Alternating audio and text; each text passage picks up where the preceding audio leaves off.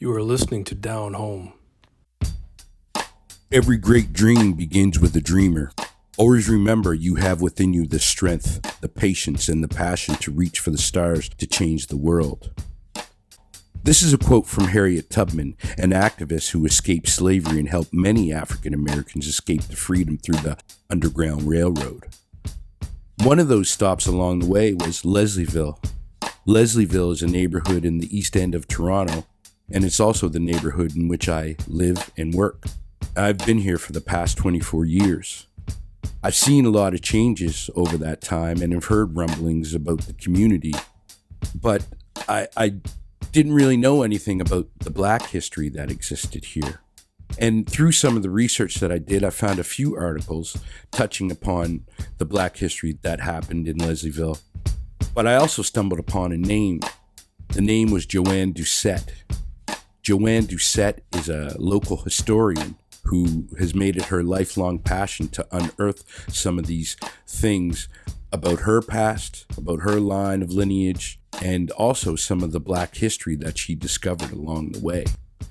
So join Derek and I as we have a conversation with Joanne Doucette as she talks about some of the Black history that happened in Leslieville.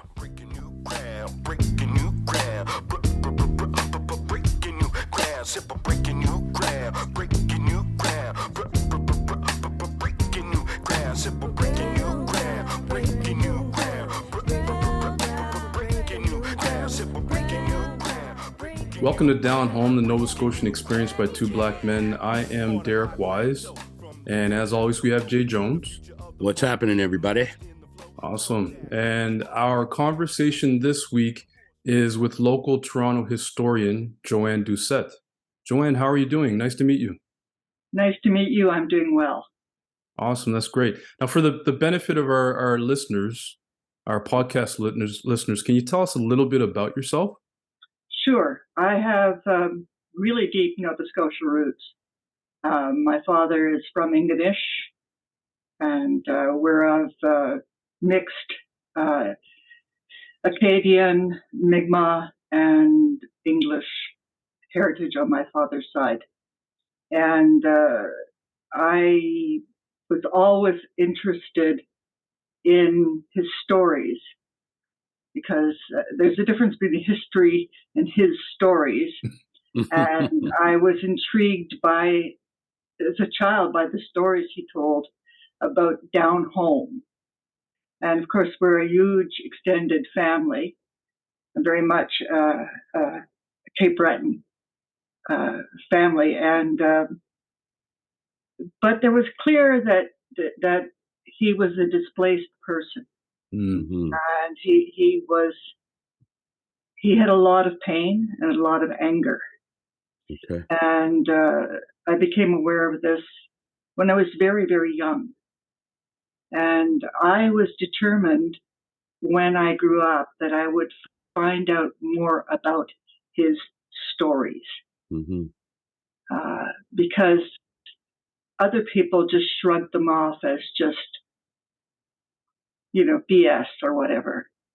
And but there was a depth of pain there that even a 5-year-old could see. Yeah. And mm-hmm. that pain was rooted in racism, Mm-hmm. and being on the receiving end of racism, and being literally a displaced person, having lost the land over and over and over again. And so that's a short answer or a long answer to the question, but that's where I start from. Mm-hmm. And so I've become very skilled over the years. I'm not an academic. We had no money. I mean, I grew up in a house with no running water and no heat, and it wasn't always clear, whether the meat on the table was woodland cow, in other words, deer out of season. Yes. Or bunnies that had been snared, Mm-hmm. whatever they could put on the table. I grew up in Ontario. I was born here. My father married a Protestant, and in those days that was just not done. And he had to leave Cape Breton, basically. So I did get a degree in history, but I couldn't go any further because I just didn't have the money. And I've been researching those stories ever since, and it made me very skilled. Mhm. We're talking about over 50 years of digging, Yeah. long before there was the internet. Yeah. When it meant going to a library or many libraries and going through old documents. Mhm. And I became very, very aware of the different kinds of people that were on the receiving end of racism. And my father didn't hesitate to tell me stories about Sydney and the Black community and how they encountered racism. He knew. Yeah. It's been a long. It's I guess parallel to how it used to be in the southern states. And I'm old enough that I remember seeing the March on Montgomery on television, where if you had the most distant ancestor who was Black, you were Black in that community. Right. Didn't matter anything else. And that meant you were, you know, everything that they showed on the television with the bullwhips and the fire hoses. And my father and mother encouraged us to watch that and talk about it and be aware of it. Mm-hmm. And when my father was a boy in Ingonish, they used to sing a song in the schoolyard. Chickasee, Chickasaw, Grandpa Doucette married a squaw. Chickasee, Chickasaw. And it didn't end there. There's more to it, but I can never remember it because it's so painful. Right. I just, that's all I can remember. I can look it up and see the rest of what he told me. But so I started to dig, and I uncovered the history of my own family and the connections to the Mi'kmaq community. And it's a careful line to walk because you are not Mi'kmaq. I am not Mi'kmaq. I am a wonderful mix of things, but I am not Mi'kmaq. But I am connected. I am family. Yeah. And I'm related, and I know, and I am in close contact with my relatives on the reserve at Eskasoni. Lots of Doucette there. Yeah. And we know we're related. We have the same stories, but we also look alike. Yeah.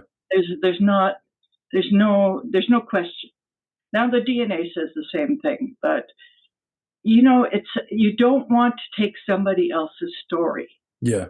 You have to be careful because there's such a history of needy, greedy white people, and you don't want to step into that. You don't want to take what is not yours to take. Mm-hmm. You don't want to take anything because these people have had so much taken. My Mi'kmaq relatives have had everything taken. We had a lot taken too. Yeah, yeah.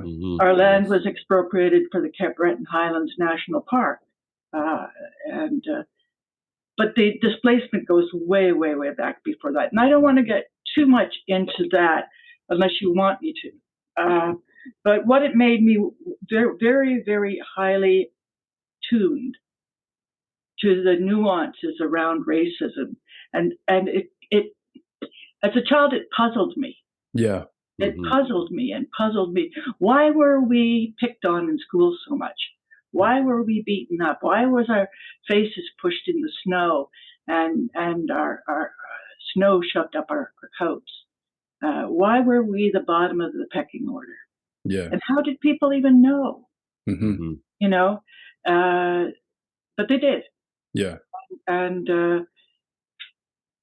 we wanted to be proud of who we were. We wanted to have, and that was not easy. It was very difficult because I grew up in a small village in rural Ontario where our street was the people with mixed blood. Our next door neighbors were Anishinaabe, which is also Chippewa, if you want to say, but also poor, very poor, and so it was to try and find myself in that, and to try and find the history in his stories, and I was able to confirm stories. The essence is that our family has been traveling and living in Cape Breton for thousands of years. Yeah. And in 1745, the New England forces attacked Louisbourg, and part of them came up to Ingonish and raided there.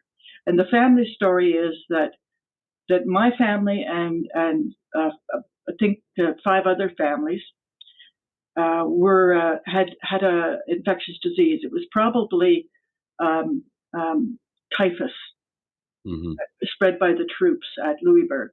But anyway, it was something there. The tradition was that if you got ill, you went into the center of Cape Breton, where it's all bog, as you know, and you went up a trail called the Indian Rising, which is still there. And my family were coming back down from the Indian Rising, and they could see out into the harbor, and they could see smoke rising from the village. And the first time they'd seen ships flying the British flags there. So the men went through the woods. This is stories passed down by my great aunt Susan, who was 105 or so when she died in 1939. Whoa. And they could see that in the village there was no people, not even dogs in the street. What had happened was that the white people were shipped off either back to France or to camps in Britain, and all the people who were mixed or who were native were put in the church. And according to the story, the church was burned down with the people inside of it. Oh, man. So my family survived by escaping back up through the woods, Mm-hmm. canoeing over to Prince Edward Island and up the Miramichi and portaging over to Quebec. So, that kind of history, it's the history of oppression and genocide in a very direct way, something that the Black community is more than familiar with. More than familiar with. And so when I started doing the history I always want to know what's around where I'm living. Why is there a dip in a road there? Why does that house look that way? Why? Yeah. Because it's inbred in me. We're storytellers. So when I started to do the history of Leslieville, I started with the very basics because there's no secondary sources. So one of the things is I went to the censuses. So the 1851 census, the 1861 census, and so on. And I started to see this pattern. I expected to see all Irish and Scots, except I started to see in the 1871 American, Methodist, Episcopalian, or Baptist. And then in the 1861, it was more direct. It said Negro or mulatto. And I actually counted it all up, the families. And I realized that a quarter of the population in this village, which is now a suburb of Toronto, was Black. And nobody had said that. Nobody knew that. Yeah. Our Black History Society didn't know it. Yeah. So where did these people come from? Yeah, we're very much aware of like displaced communities. Like growing up in Halifax ourselves, me and Jay, we're aware of like histories of displaced people, of course, and one of the most notable one being Africville, of course. Yes. But so why do you think like this history of Leslieville here in Toronto has been so forgotten? Because I had no idea. Like I think Jay ran across it when he was walking down the street and saw the plaque. Yeah. That was dedicated to the Black immigrants that came up here from the States. Why do you think this history has been so put aside? Well, one of the phenomenons that I think certainly happened in Ontario, and I suspect happened in Nova Scotia as well, is that in the mid-19th century, after the passing of the fugitive slave law, there was a certain amount of sympathy among the broader community, the Euro-Canadian community, for Black refugees from slavery. Okay. There might not have been a lot of sympathy for the people who were already here who were Black, but there was a certain amount of sympathy and acknowledgement and even encouragement among some. And so as the population changed, as more and more immigrants came from Britain and Scotland and Ireland, it became actually more racist over time. So by the time you get to 1900, it was intensely racist and openly so. Just the newspapers are full of it. You don't have to. It's so evident. There's nothing polite about that racism. It's right out there. Whereas if you look at the newspapers from the 1850s, it's very different. You would not see that terminology. And yes, they used the word Negro, which we wouldn't use today, but it wasn't a term of insult. But they would never have used the N word. Yeah. The term Negro is literally a descriptor. It derives from the Spanish word black. So that's right. It's very different. Yeah. Yeah. It's like Métis comes from medium or middle or mixed. Yeah.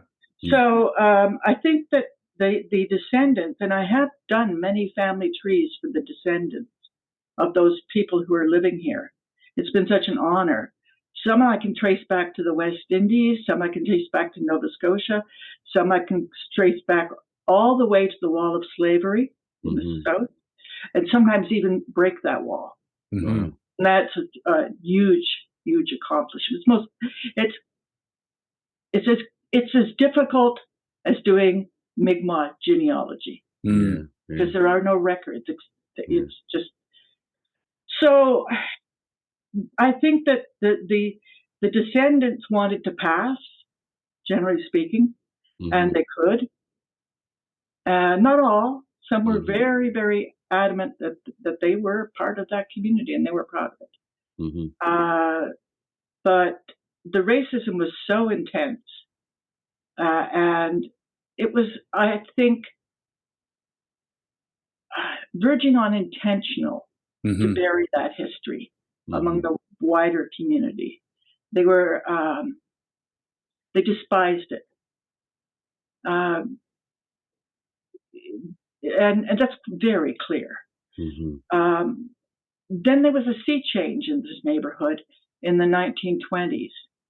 And you got a whole different Black community moving in and intermarrying. And they were the Black porters coming up on the railways.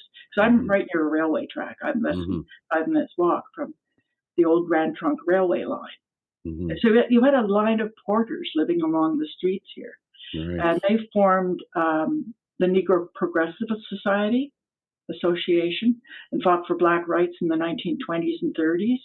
I even found the personnel records of a Black porter blowing around in the street, or somebody didn't give them to me. Wow.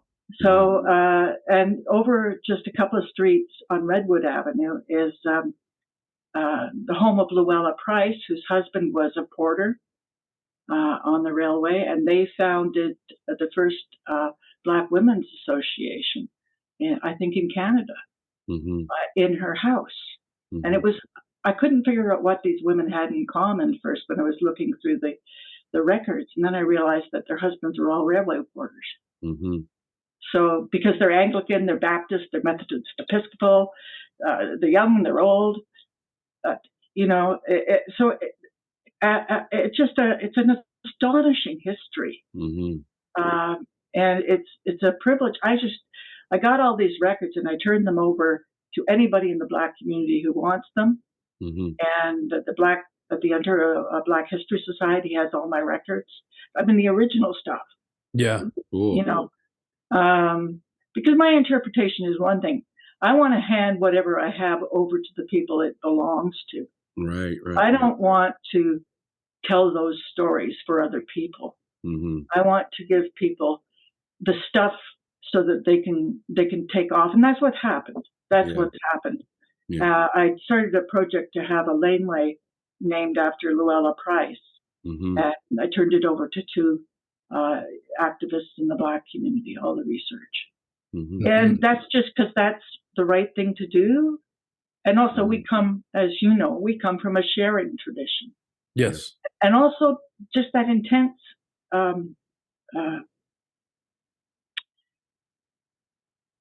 my father said the truth was the most important thing. You've got to tell the truth. Mm-hmm. Now, historians, the professionals, I was going to say the guys who are in academia, they say history isn't about telling the truth. It's about historiography. It's about this, that, and the other. Mm-hmm. Well, that's not my story. What I do is about trying to find the truth. Yeah. Yeah. And there are many truths, but when it gets down to what happened, the basic thing of what happened on this day, then to this person, what was done. You know, at the first murder of a young black man by racists that I can find in Ontario history happened right here in Leslieville. Really? A young black man was passing through a bush, a woodlot, where a gang of thugs hung out, and they robbed him and beat him to death. And the excuse they gave in court was that he was making eyes at a white woman. Really? Yeah. Wow. That's interesting. It's a history that we don't actually hear a lot of. No, right? No. And some of those lynchings that did happen in those times were often said that they were making eyes at usually a female. Even Emmett Till, who was like 14 at the time, that was the excuse of what happened to him, you know? He was 17. Yeah. He was a good kid, a good church-going kid. Yeah. You know, and there's not even a stone on his tomb. Right. He's just unmarked grave. Yeah. Really? And it's I'm sorry, it's a heartbreaker. Yeah. Now, I didn't realize that so many porters made their way to Leslieville, but it does make sense. I live in Leslieville now, and I live actually right in front of a train track, so that must have been. Where do you live? Which street? Just McGee Street. Okay. Right. Yeah. The GO train often goes behind. Now, so I guess this was sort of a neighborhood of industry, I guess, was it? Or it was. Yeah. And the center of the 1851 Black community was at Logan and Queen, where that plaque is. And that plaque is on the site of the home of the Sewell family, and it was Isaac Sewell who was beaten to death. Okay. Yeah, and I was wondering what it was like in that time, being like that. Like, what were the other blacks like as far as business goes? Where did they have business that were thriving? Did they have some economic status that, you know, sometimes blacks didn't have at those particular times? Do you know what it was like back then? I have some sense of it, because you had a number of people after the passage of the fugitive slave law. A number of free people of color came north. Okay. And they came with skills, and they came often as businessmen and women. Okay. So Lewis Street, for example, is named after Henry Lewis, who had a hotel there. Okay. And he ran an ice business as well. He was a real entrepreneur. And his granddaughter was the first black cowgirl in Canada. I've got a photograph on her horse with it rearing up in the air, because she moved out to Alberta. But so you had hotels, you had ice businesses, you had people who were running general stores, and then you had a whole lot of people who were quite poor. Now, the Sewells were farmers. There were others that were market gardeners and farmers. A lot of people cut ice in the winter, which was the most miserable job in the world. People worked in the brickyards, usually in the lowest jobs. Again, miserable work. Barbers, you know, that was a trade. It's like in Toronto now, you know, all the fruit stores used to be Italian. Well, all the barbers used to be black, except there was a color line there too. Yeah, for sure. So you had the sort of the people who were doing the really gritty, horrible work. The men in jobs that would have shortened their lives to 40 years, and women working as maids and domestics. Yeah. And then you had the husbands and wives of the middle class. And you had even the deputy mayor of Toronto. His granddaughter got married over in a house on Greenwood Avenue, just a couple of blocks from me, because this became, with the railway porters, the nucleus moved north. Right. But so, my God, what a history! Yeah, it And seems what very stories! rich. Yeah, Yeah. very What rich. stories! Yeah. You know, the Don Valley, some of the first people to live in the Don Valley were free Black people of color in the first decades of the 19th century. Mm-hmm. So it's not like, of course, there was still slavery here then. Yeah, there was. Yeah. Yeah. And some of the biggest families in Toronto were slave owners, and brutal slave owners. Yeah. Even, in your research, because there's always been this link between the Atlantic provinces and Toronto, right? Like because there were poor economic situations in the Atlantic provinces, a lot of people would come to Toronto, like Cape Breton, Newfoundland, but that extended to the Black community as well. Absolutely. In your research, did you find any evidence of early, like around 1790, 1800, was there any record of like the Black loyalists coming up to Toronto? No, really? I found no record of that. Okay. But the population of Toronto was very sparse. I mean, in 1805, you had about 300 people here. Right. Wow, yeah. So to have people living in the Don Valley at that time who were Black, free people, I have no idea where they came from. Yeah. You know, I don't think they came from the States. Who knows? Yeah. There were also Black people involved in the fur trade, which ran up these valleys with the voyageurs. Yeah. It goes that far back, which goes back, a couple of hundred years before Simcoe arrived here, the lieutenant governor who established York, which later became Toronto. So it would not surprise me one bit if that family had connections to the fur trade. Which, that's a whole history, part of Black history that's also not realized. Yeah. Black history is a very rich thing, isn't it? It is. It's something that you really have to search for, though. It's not something that there are courses, of course, in post-secondary, but if you're talking about school-age children in high school, there is not a lot of education centered around Black history. Yeah, which is disappointing, because that's just another part of being displaced, not knowing your culture and where it came from and started from. Now, with that being said, unearthing some of these histories that you have, the Black history of Leslieville, which I will mention, I only found 3 articles when I sort of stumbled across the plaque. I was like, oh yeah, I'd heard rumblings. I've been in this area for a while. I'd heard rumblings of the Black community, but even in my search, I didn't go as deep as you, of course, but I only saw a few articles, and that's how I found your name. But unearthing this history for yourself, how does this sort of make you feel about your sort of identity in these current days and times?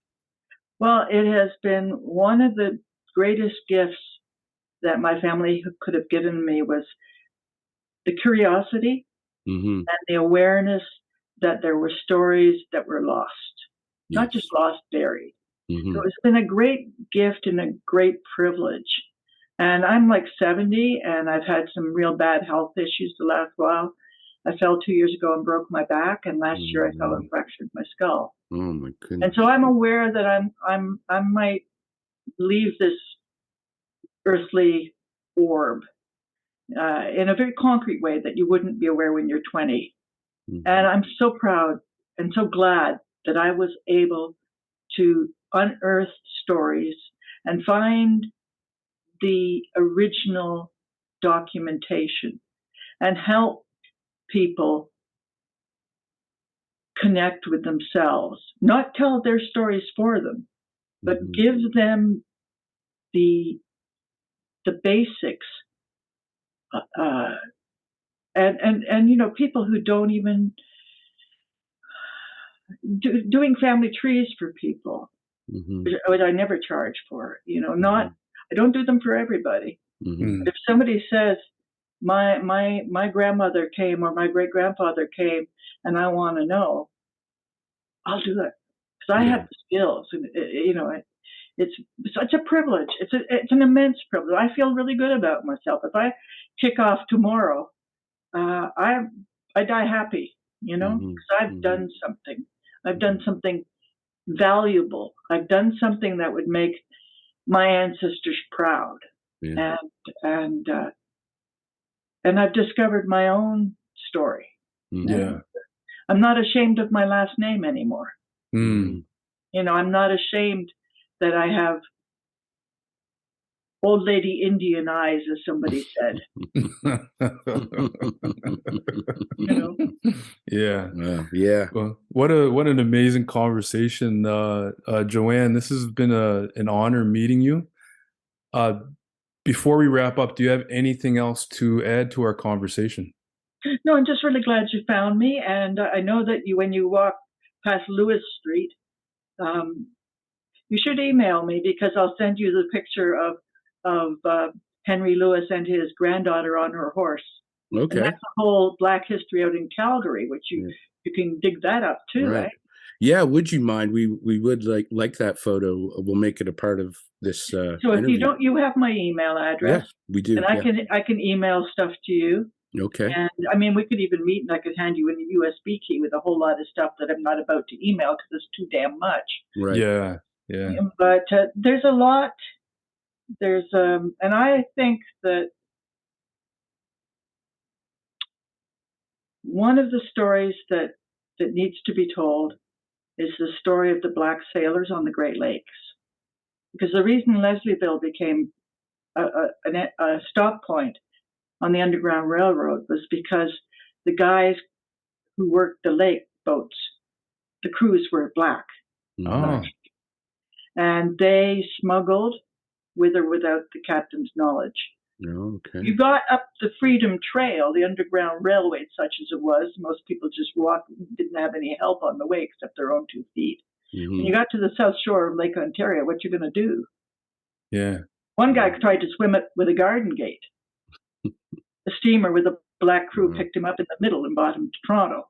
Wow. But so the ships would come across the lake with the refugees from slavery, and they would drop them off at the south shore of Ashbridges Bay on the sandbank, because the slave catchers couldn't follow across the Ashbridges Bay because it was a mass of shifting sands. And you had to know that bay like the Icemen did. Ice cutters. You had to know it, or you're not going to get across it. So it was a safe place at the end of the route. So anyway, I leave it there. I mean, I wish that I just wish people would take this up, take it up, because we can change the world. We can change the world. We don't have to put up the stuff that our great-grandparents and our grandparents and our fathers and mothers put up with. And yours more than mine. I mean, at least I don't want to pass, but I could. Yeah. Nobody in my family wants to pass. You know? Those are awesome words. Thank you very much. Yes. This is great. A very good conversation. Jay Jones, take us out. Yes. Thank you, Joanne. Thanks for being honest, and, thanks for sharing your expertise, and thanks for keeping up that sort of thing of our togetherness, how we always helped each other in our communities here and in Nova Scotia. There's a huge history between Indigenous people of Canada and the Blacks who came up from, through through the Underground Railroad. And, we all just wanted to make our roots and be seen. And for those reasons, sometimes those things didn't happen. And, both our cultures suffered from that. But it's important that we know these stories. And like you say, it teaches the generations to come how to make changes, but learning from our past. So thank you for sharing. I really appreciate your time. Yes. Thanks again. Breaking new ground, breaking new ground, breaking new ground, breaking new ground, breaking new ground. You have been listening to Down Home. Subscribe wherever you listen to podcasts. Breaking new ground, breaking new ground, breaking new ground, breaking new ground, yeah. On a high plateau, from the one down below to the future of the funk, getting lost in the flow. Contact with the spot magex. Now it's time to flex with the force from the soul, reaching all aspects, getting deep, no time to sleep. As you reach your next phase, laying it all on the line. New trail start to blaze. It's a fire inside, a brand new path, breaking down the sum to one. Feeling free, I just laugh with the joy. The song Breaking New Ground from The Breakdown. Like magic prescribed, only to see the perfect blend, like a diamond in the rough, ready to drop a perfect gem. It's time to shine so fine, to see what you find. Revolution.